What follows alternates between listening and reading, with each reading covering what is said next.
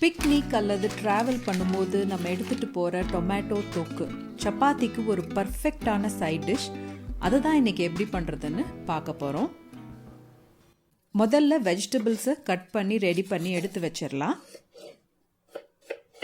ஒரு கப்பு வெங்காயம், ஒரு 2லிருந்து 3 வெங்காயத்தை நல்லா ஸ்லைஸ் பண்ணி எடுத்துக்கலாம்.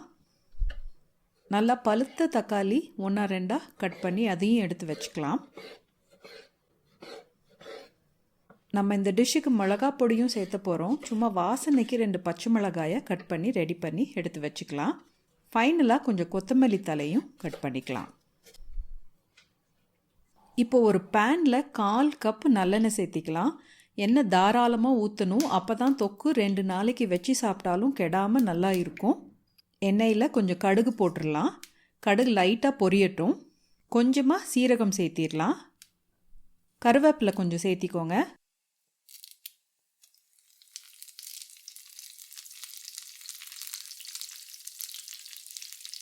நம்ம நறுக்கி வச்ச பச்சை மிளகாயையும் இப்போ இதில் சேர்த்திக்கலாம். சேர்த்திட்டு ஒரு வாட்டி நல்லா எண்ணெயில் வணக்கி விட்டுருங்க. இப்போ நம்ம ரெடி பண்ணி வச்ச வெங்காயத்தை இதோடு சேர்த்திக்கலாம். சேர்த்திட்டு ஒரு 2 நிமிஷம் இதெல்லாத்தையும் வணக்கி விட்டுருங்க. வெங்காயம் ப்ரௌன் ஆக வேண்டியதில்லை, ஓரளவுக்கு சாஃப்ட் ஆச்சுன்னா போதும். இப்போ நம்ம நறுக்கி வச்ச தக்காளியும் இதோடு சேர்த்திக்கலாம்.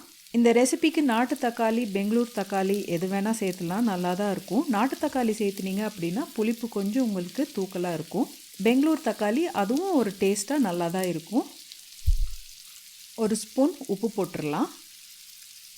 இப்போது இதில் நான் கொஞ்சமாக சர்க்கரை சேர்த்திக்கிறேன். மஞ்சத்தூள் சேர்த்திக்கிறேன்.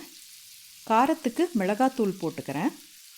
கொத்தமல்லி பொடி கூட கொஞ்சம் போட்டுடலாம். நீங்கள் மிளகாத்தூள் எவ்வளோ போடுறீங்களோ அதே அளவு கொத்தமல்லி பொடி போட்டுக்கோங்க.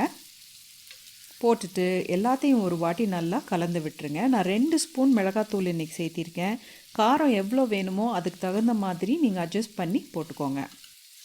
சர்க்கரை கொஞ்சமாக சேர்த்தணும் அப்படின்னா தக்காளியோட புளிப்பும் மிளகாய் பொடியோட காரமும் சேர்ந்து ஒரு நல்ல பேலன்ஸ் ஆகி டேஸ்ட் நம்மளுக்கு ரொம்ப நல்லா வரும். ஸோ கொஞ்சம் சர்க்கரை கண்டிப்பாக போடுங்க.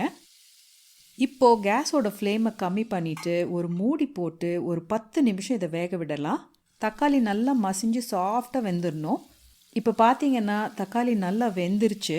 தக்காளி நல்லா சாஃப்டாக ஆயிடுச்சு. இப்போது இதை ஒரு பொட்டேட்டோ மேஷர் வச்சு நல்லா மசிச்சு விட்டுருங்க. மசிச்சு விட்டோம் அப்படின்னா தொக்கு நல்லா திக்காக உங்களுக்கு கிடைக்கும். மசிச்சு விட்டுட்டு மறுபடியும் மூடி போட்டு லோ ஃப்ளேமில் வச்சு தொக்குலேருந்து எண்ணெய் பிரிஞ்சு வர்ற வரைக்கும் குக் பண்ண போகிறோம். ஒரு 2லிருந்து 3 நிமிஷம் இது நல்லா வேகட்டும். நம்மளுக்கு தொக்கு ரெடி ஆயிரும். இப்போ பார்த்தீங்கன்னா நம்ம தொக்கு நல்லா கொதிக்குது.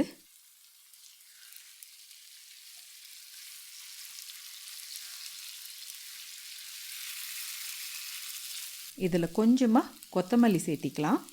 நிறைய நாள் ஸ்டோர் பண்ணி வச்சுக்குவீங்க அப்படின்னா நீங்கள் கொத்தமல்லி சேர்த்தாதீங்க. ஃப்ரிட்ஜில் வச்சு சாப்பிடுவேன் அப்படின்னா நீங்கள் கொத்தமல்லி தாராளமாக சேர்த்தலாம். கொத்தமல்லியோட வாசனையும் டேஸ்ட்டும் இந்த தொக்குக்கு ரொம்ப நல்லாயிருக்கும். நீங்கள் ரொம்ப தூரம் எடுத்துகிட்டு போகிறீங்க அப்படின்னா இந்த கொத்தமல்லி சேர்த்தாதீங்க, இல்லைன்னா சேர்த்திக்கோங்க. சேர்த்திட்டு ஒரு வாட்டி இது எல்லாத்தையும் கலந்து விட்டுட்டு ஒரு 2 நிமிஷம் இது மறுபடியும் மூடி போட்டு வேகட்டும். நமக்கு தக்காளி தொக்கு ரெடி. நம்ம இந்த தொக்கு பண்ணுறதுக்கு ஒரு சொட்டு தண்ணி கூட சேர்த்தவே இல்லை. தக்காளியில் வந்த ஜூஸே கரெக்டாக இருந்துச்சு. தண்ணி சேர்த்தாமல் இந்த தொக்கு பண்ணுங்கள், அப்போ தான் ரொம்ப நாளைக்கு கெடாமல் இருக்கும். அட்டகாசமான தொக்கு நமக்கு ரெடி. இந்த தொக்கு ஆறுனதுக்கு அப்புறமா ஒரு பாட்டிலில் போட்டு வச்சிட்டிங்க அப்படின்னா ஃப்ரிட்ஜில் ஒரு 4-5 நாளைக்கு ஒன்றுமே ஆகாது.